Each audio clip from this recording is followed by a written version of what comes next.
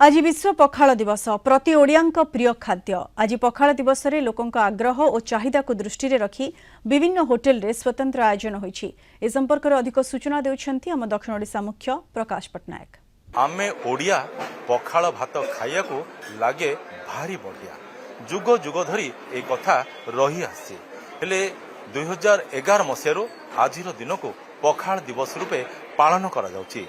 पखाल अर्थात आम ओडियार अस्मिता कथा को बुझाई थाए, जगन्नाथ संस्कृति को बुझाई थाए, ओडियार स्वाभिमान को बुझाई थाए, ओडियार परंपरा को मध्य बुझाई थाए। एथि आमे देखुछु आज घरे घरे अनेक व्यक्ति विशेष पखाल खाया पसंद करुचंती। एपरिक एथि विभिन्न होटेल मध्य व्यवस्था कराई। पखाल हांडी सहित अर्थात पखाल कंसा सहित विभिन्न प्रकार व्यंजनर व्यवस्था कराई। आपनकर बड़ी चूरा ठार आरंभ करिक साग कथा कहतु, कटा पियाज कथा, कंचा मरीच, या सहित छतु आइटम कहतु किंबा आलू भत्ता कथा कहतु, दही बाइगण कथा कहतु, एमती अनेक प्रकार आइटम व्यवस्था कराई। जहाँकि आम देखुचे जे होटेल गुड़िकरे विभिन्न लोक मैंने आसुचंती पखाल कंसार मजा नौचंती। जेहेतु आज पखाल दिवस कौन कहे आम पखाल दिवस आम पखाल बहुत गुड़िया जिनिस आइटम करछु, बड़ी चूड़ा करछु, आलू भर्ता करछु, दही बाइगण करछु, भजा करछु, चिप्स बनैछु।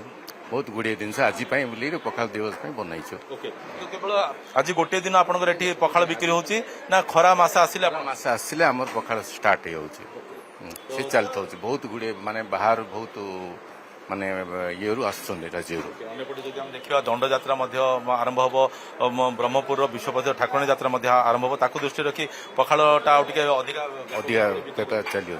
अनेक व्यक्ति विशेष एठी पखाल खाउचंती, तांको मुहर टिके पचारिबा जे पखाल खाइबा केते भल लागे सेमानको। मैडम कोन कहबे आज तो पखाल दिवस, समस्त पखाल टिके खाइबे भल पांती, किंतु हम ओडिया मानकर प्रिय खाद्य गले पखाल बुझाई थाए। बहुत बढ़िया लागे, बहुत भल लागे पखाल खाइबा पे।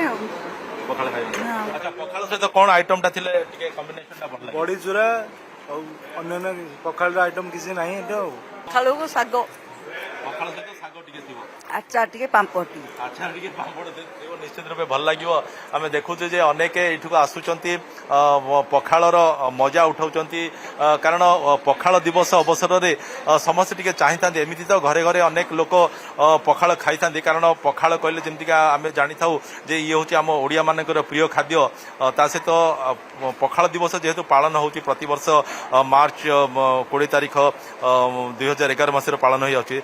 आज दिन टिके पखाल खाइले तार अनुभूति टिके नियारा लागे।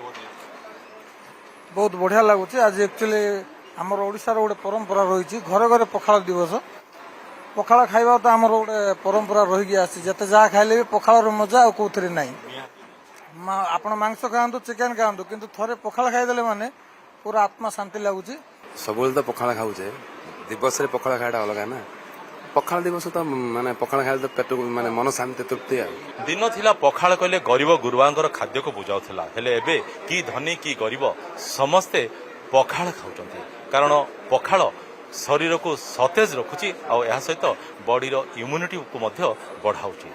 ब्रह्मपुर कैंपस रविंद्रनाथ बेहरा प्रकाश पटनायक, कलिंग टीवी।